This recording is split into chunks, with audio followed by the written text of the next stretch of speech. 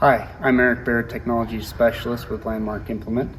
And this is Nick Bowles with SureFire Ag, and we're going to go over preseason checklists and some service, as well as some basic troubleshooting. So when it comes to troubleshooting SureFire systems, it helps to understand the system to begin with. So starting from the front, we of course have our display. So the display talks from a CAN bus to the rate controller. So from the display to the rate controller, we then go to the rate controller harness. So of course this is a deer harness.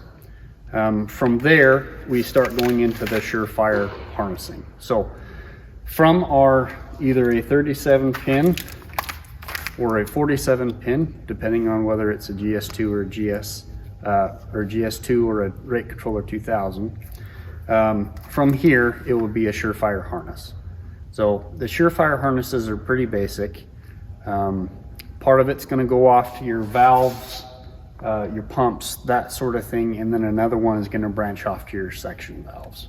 So as we go through these different components, starting off with our pumps, so of course there's either hydraulic or there's electric pumps. Each system is going to have a flow meter. So this is what's going to be used to determine our rate. We need to know how much product's flowing through and how fast. From here, if it's an electric pump, this is the electric pump driver. So the electric pump driver is what's going to supply the voltages to the PWM valve. Each system is going to have section valves that open and close each individual section. It's important to note that every system is going to have a strainer. It's important every year, of course, to keep that clean, because if there is obstructions, it can cause rate fluctuation, all sorts of different things. So every system is going to have a strainer. On a hydraulic pump, you're going to have a PWM valve. So this is going to open and close, and that's what's going to determine our rate. So this connection and the harness going to this is very important. We also have, on a hydraulic system, we also have our flow meter. It's also very important at the beginning of the season, your agitation valve, or your recirculation valve. We want to make sure that that is closed to start with. And depending on whether it's a hydraulic pump or an electric, you would either turn this out a quarter of a turn if it's a hydraulic pump. We're going to go through some of the common problems that guys have and call us about. First, it's pretty common for guys to call and say, hey, my pump won't turn on. Okay, so if it's an electric pump, first thing we're going to do, we're going to start our electric pump driver. So first, it's important to look and see if there's lights. If we don't have lights, then nobody's home. So we need to troubleshoot the harness going back to the battery of the tractor. So it's important to note that there's an inline fuse near the battery. It's common for those to blow. So if we don't have lights, we go to the connection at the hitch, and then just follow that all the way back to the battery and see where we're losing power. If we have one blinking light, that means the system is ready, but it hasn't received a PWM signal telling those valves to open. So if the light is solid red, that means that there's a PWM signal from the controller and the system is being told to open its valve. It's pretty common if you ever get the situation where up here the status light, if it gives four blinks and then a pause, that means that at some point there was low voltage in the system, basically through an error. So to do that, you'd unplug the power to this unit, and that would reset it. From there, if we know that we're having power to the driver and the system is blinking, if it's still not turning on, that means we're not getting a signal from the controller telling it to open and close. So if we come out of the driver itself, if we've checked voltage to the driver and we know that our light's blinking, we're ready to receive a signal, but it still won't turn on, we need to take our voltmeter And coming out of the driver, we check voltage here. We need 6 to 12 volts from the rate controller, telling the valve to open. So if we don't have 6 to 12 volts here, so if we go into our display, go to our diagnostics, tests, and the calibrate PWM limits is an easy one to test with. What this test does, you press and hold this down. You've got to press and hold it down for quite a while. But this basically is giving a command to the valve to open. So we hold that down and we come back here to this connection. We need to be getting 6 to 12 volts, so we know that the signal is coming from the controller. We know the controller sending out, our setup is good, and the harness itself is good. If we get voltage here, we might be having a problem with our driver. If we've checked voltage and we know we have voltage to the driver and it still won't turn on, we can bypass one component. So if we're suspecting that the driver itself is giving us problems, we can, if you find these two connections here, we can basically bypass that whole system and hook our batteries straight to the pumps, and that's just giving us 12 volts, telling those pumps to turn on. So we know it's not a pump problem, we know it's not a harness problem, and we basically ruled down our problem to the driver itself. If our pump won't turn on and we have a hydraulic pump, it helps to think about the system and maybe break it down and try to isolate the problem. So we could either have a hydraulic problem or we could have an electronic control problem. So easiest thing to do, pump won't turn on, go ahead and turn off your hydraulics.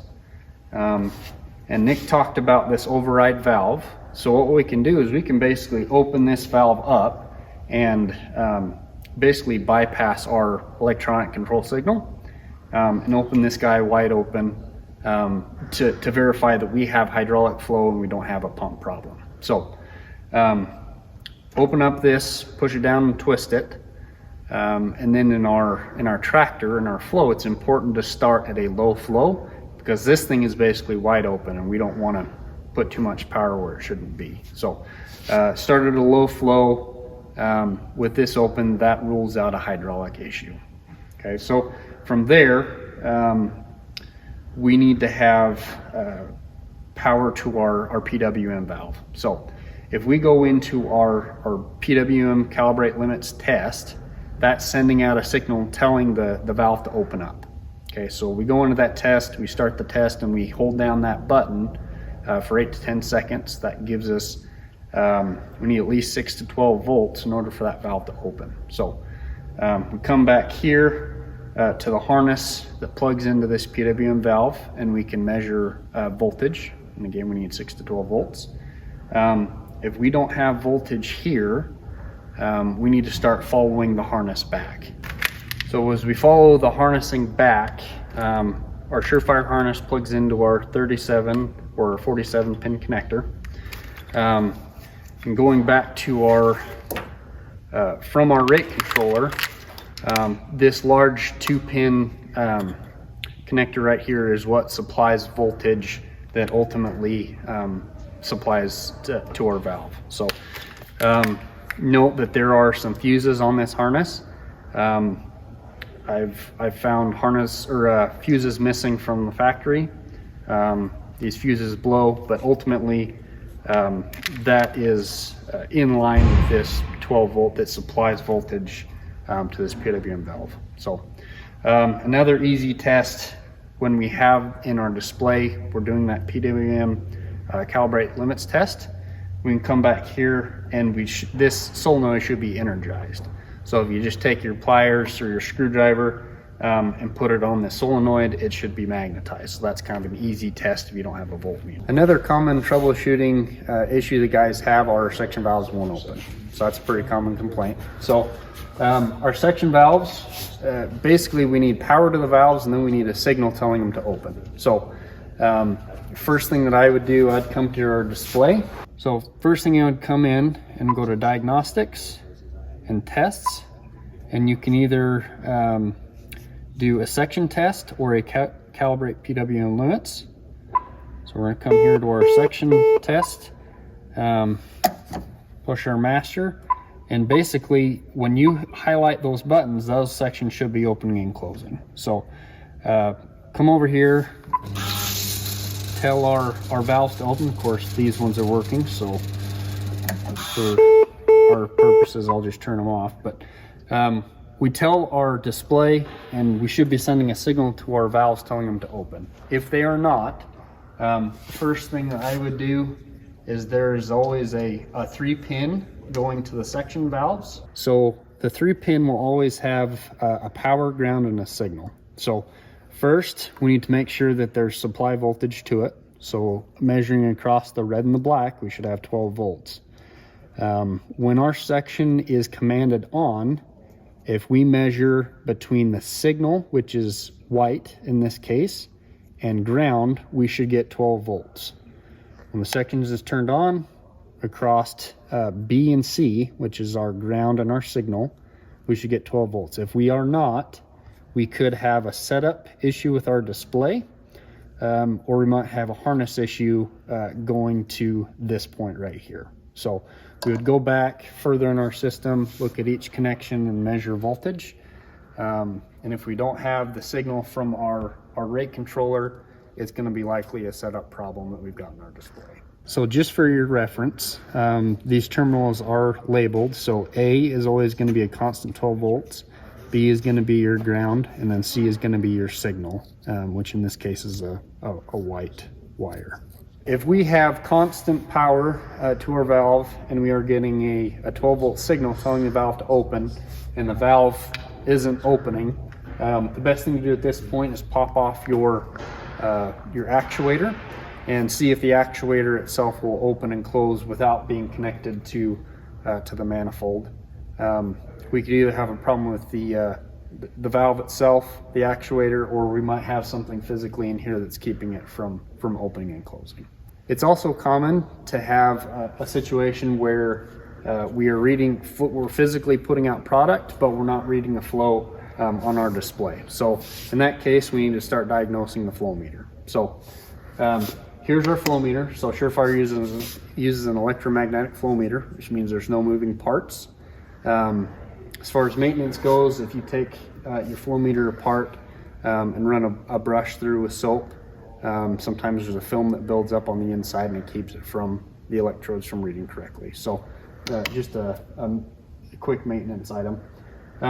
So we go in and once again, the easiest test, I just do a PWM calibrate limits test in our display. All right, so if we go to our diagnostics, tests, we go down to our calibrate PWM limits. Push start and press and hold down this plus mark right here. That's sending out a signal telling everything to turn on. So if we come back here to our flow meter, the connector going to it, there's a red and a black and then a signal wire. We need to make sure we have 12 supply voltage, 12 supply volts. So across the red and our black would measure voltage here. If we have voltage supplied to the flow meter, but we're not getting a response back from the unit, it's either we have a component problem or it's either we have a harness problem back to our rate controller. So if we come to our display, we need to go to setup, settings, and we need to go to our flow setup, and we have our flow meter calibration number. We need to change this to 1. So basically every time we tap across those pins, we should be getting basically a single pulse. So we change it here, and the easiest thing to do is to go to your totals and watch your totals page. Ideally, you'd have somebody in the cab that would watch these numbers, and we're basically looking to see, are we getting a response from the flow meter? So we watch this page, and then we come back here to our connector, and we're going to take a piece of wire, paper clip, and we're basically going to jump the signal across, sending their signal back to our display. So if we go here, the easiest thing to do, we're going to jump across our signal to our ground, and that's going to send the signal back, and basically we're ruling out harness and controller issues. So we take our pin and we just touch or tap across those wires, and on our display we should see our totals move. We're not necessarily looking at the specific numbers, we're just looking to see, are we getting a response? So if we do, we've ruled it down to the flow meter itself. Next step is to go through and clean it out, and then we would be talking about replacing the flow meter. We often get the question or the complaint that my rate fluctuates, it's surging. So in that case, it's important to observe the system. So on the display, is the display itself, the numbers fluctuating? Or we look back on the component itself, the flow, is the flow physically surging, or is it constant? So if our flow is constant, we know that it's not pulsing or surging. We might be running into a flow meter issue where the flow meter is giving an incorrect response, and it's not correctly showing us what's actually going on with the pump and what's coming out for our flow. If our physically the flow coming out of our tubes is fluctuating, we could either be dealing with a hardware component problem, hydraulic problem maybe if it's a hydraulic pump, or we might be having an electric control problem. So the best way to start narrowing it down, if you have a rate controller 2000, we can turn it to a manual mode and press and hold these buttons, and if we open it up all the way, our duty cycle percent would reach 100%. So we're basically just telling the valve to open up. At that point, if it's fluctuating still, we'd know that it's a hardware component problem. So common things would be your strainers. If your strainer is plugged, it's interrupting the flow and it's not able to get all the product it needs, and so it's surging. Cracks, anything that would introduce air into the system would also cause fluctuation. If you've got a hydraulic pump, look at what the pump's doing. Is the pump running steady, or is the pump itself pulsing or fluctuating? So it helps in my mind to try to narrow down where the problem could be. So if we're physically, it's putting out and it's fluctuating, and we know it's not a pump or a physical component problem, chances are that in the display it's basically an adjustment for our calibration valve. So if it is fluctuating, our flow rate probably needs to be turned down. So if we come in our display, we go to setup, settings, and then our control valve setup. Our valve response rate, that might be too high. So if we bump that number down 5 at a time until it settles down, this is primarily what could be causing it, either the valve response rate or the deadband. So I would think of the control deadband as a tolerance for the percent off that the system accepts. So if your deadband is, if it's too loose, it might be searching to find to stay on rate, basically. It's common to also get a complaint that your rate is off after you're applying. So most generally, the calibration number coming from SureFire, we don't usually have problems with. They're pretty accurate. But if you do run into a situation where your rate is off after doing a field, there's some things that we can do to adjust it and check and make sure that our calibrations are right. So first thing recommend doing, just to verify that the calibration number is close, we can come into our display. To do a catch test, or to verify that our calibration number is close, come into our setup, if it's a rate controller 2000, and go to your flow sensor setup, and down at the bottom there's your catch test. So in that case, ideally you'd do a catch test and you'd catch as many rows as you possibly can. So if you just catch one row, that's not a really good representation of what the whole planner is doing. But you go in there and you put in a simulated amount and speed, and it spits out what it thinks is the right amount and the right rate. That's just an easy test to see if there is something really dramatically wrong. But for the most part, that flow meter calibration, it usually doesn't have to move off of what SureFire has. That's a good way to verify, but if it is off and you do need to make an adjustment, there's a simple formula that you can use. We need to have a known amount of acres and we need to have a known amount of products in order to do that calculation. So it's pretty easy. We take, say we go out and we apply in a field, and we have our totals from our totals page.